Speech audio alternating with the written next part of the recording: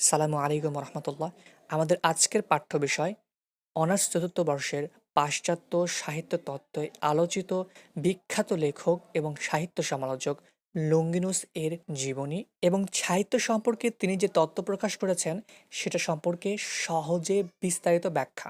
লঙ্গিনুসের কথা আসলেই মাথার মধ্যে আসে অন দ্য সাবলাইম নামের গ্রন্থটি, যেটি গ্রিক ভাষায় পেরিহিপসোস নামে পরিচিত আর ইংরেজি ভাষায় অন দ্য সাবলাইম। সাবলাইম শব্দের অর্থ হচ্ছে মহত্ব বা উদারতা। লুঙ্গিনাস মূলত পরিচিতই হয়েছেন এই অন দ্য সাবলাইম গ্রন্থের জন্য, যেখানে তিনি সাহিত্য সম্পর্কে কিছু তত্ত্ব প্রকাশ করেছেন, যেটা পরবর্তীতে মানুষকে সাহিত্য বুঝতে এবং প্রয়োগ করতে অনেক সাহায্য করেছিল।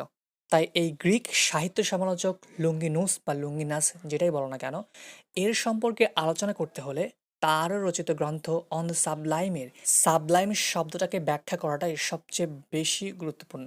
সাবলাইম শব্দের অর্থ মহত্ব বা উদারতা। সাবলাইম হলো সাহিত্যের এমন বিশেষ গুণ যা পাঠককে আনন্দ দেওয়ার সাথে সাথে যুক্তি তর্কের ঊর্ধ্বে গিয়ে আবেশ বা আচ্ছন্ন করে ফেলে।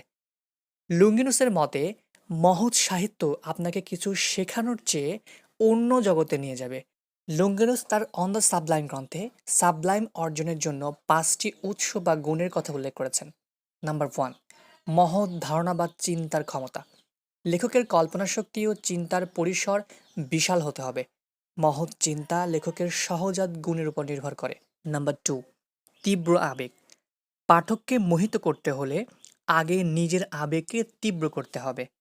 রচনার ভেতর সত্যিকারের গভীর আবেগ থাকতে হবে, যা পাঠককে ভেতর থেকে নাড়া দেয়। নাম্বার 3, অলংকারের সঠিক ব্যবহার।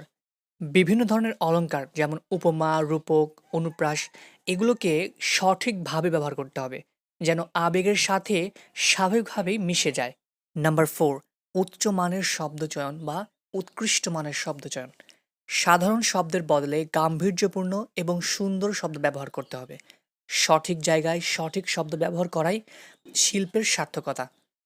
তো লুঙ্গিনাস যে এই যে সঠিক জায়গায় সঠিক শব্দ ব্যবহার করতে বলেছেন, এই ব্যাপারটাও আমরা পড়েছি হোরেসের পর্বে। অর্থাৎ হোরেস যেহেতু এটাকে বিশ্বাস করতেন, তাই লুঙ্গিনাস হোরেসের পদাঙ্ক অনুসরণ করে তিনিও এটাকেই বিশ্বাস করেছেন। নাম্বার 5, মর্যাদাপূর্ণ বিন্যাস। যেন সবগুলো উপাদান সুসংগত এবং শক্তিশালী কাঠামো পায়। এই 5টি গুণ যদি কোনো সাহিত্যের মধ্যে পাওয়া যায়, তাহলে বুঝে নিতে হবে সাহিত্যটি সাবলাইম তত্ত্বের উচ্চে পৌঁছে গেছে, অর্থাৎ সেটা সম্পূর্ণ মর্যাদাপূর্ণ এবং উচ্চতর সাহিত্যে রূপান্তরিত হয়েছে। এতটুকুই লিখলে সাবলাইম তত্ত্ব